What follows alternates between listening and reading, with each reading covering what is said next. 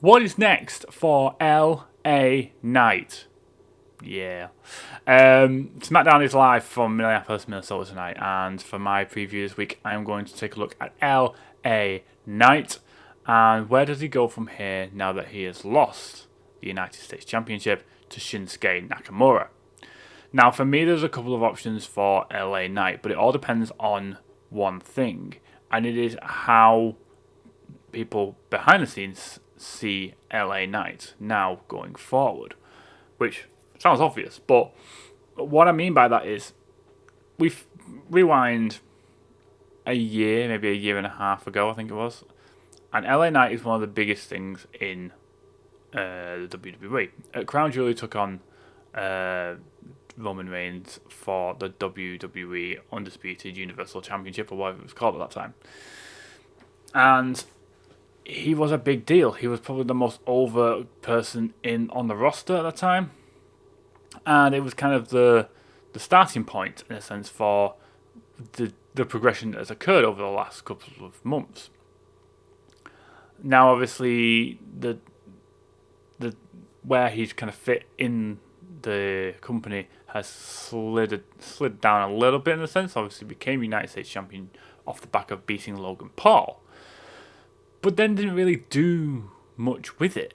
He had a couple of defenses, one against Santos Escobar, one against Humberto, I think it was.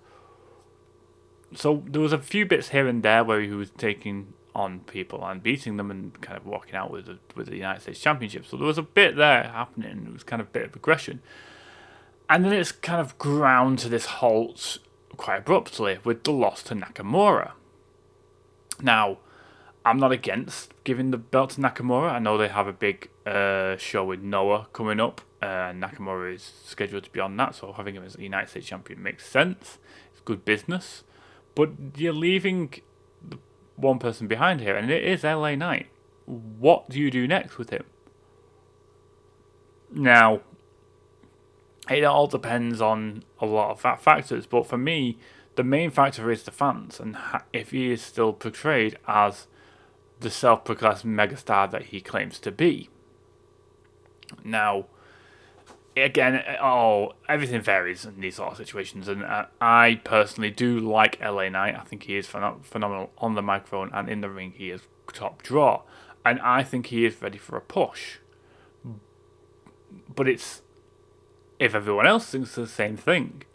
Now, we have a bit of a weird stumbling block at the moment with the upper card, because we have Cody Rhodes and we have Kevin Owens on SmackDown, and we obviously have Roman Reigns and the Bloodline and everything like that.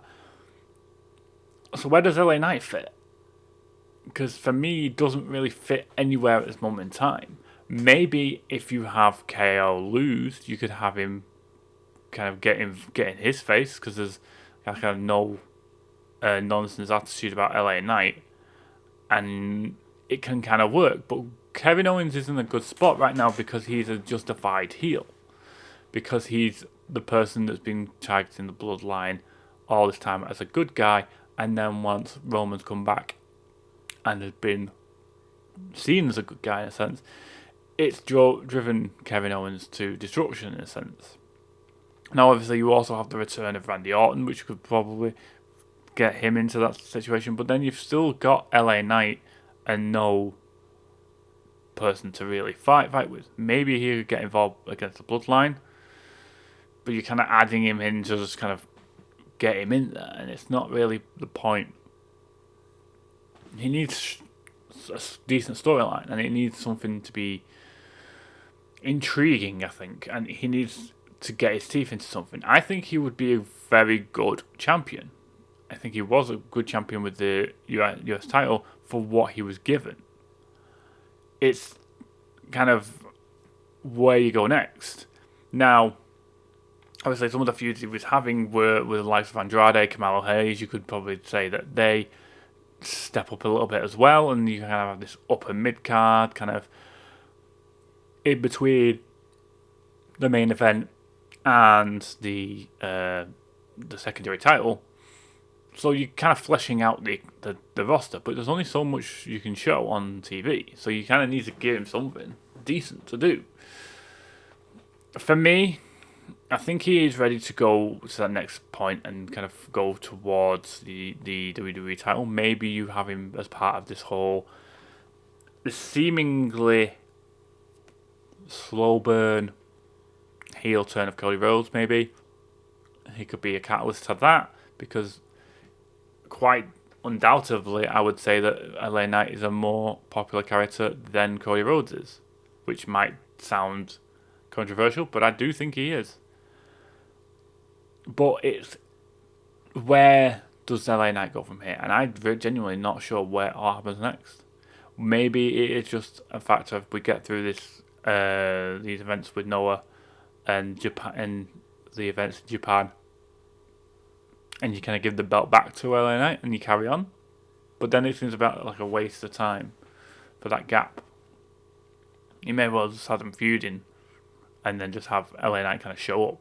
But it is what it is. Business is business. But I think that LA Knight is in this kind of stumbling block where, or more like in a limbo, because I think he's good enough to excel from the US title.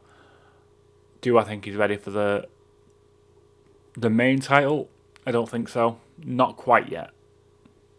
But I think he's definitely in the conversation of within the next 6 months or so, just shy of WrestleMania, maybe just after WrestleMania, should I say? Who you're looking at to kind of progress into main event roles?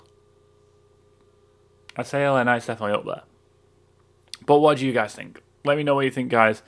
Where do you stand with LA Knight? Are you still behind him as the sparkle shined out, in a sense? Is it time to find a new place for him, or is it just that this is a stumbling block on his path to greatness, in a sense? What do you guys think? Let me know in the comments. Like this video if you haven't. Subscribe if you are new. Until next time, guys. Take care.